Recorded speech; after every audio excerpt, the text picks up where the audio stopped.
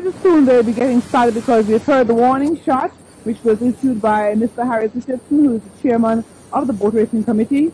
And we've seen right now there are about 12 boats lined up in the harbor, and hopefully that means that they're just about ready to go.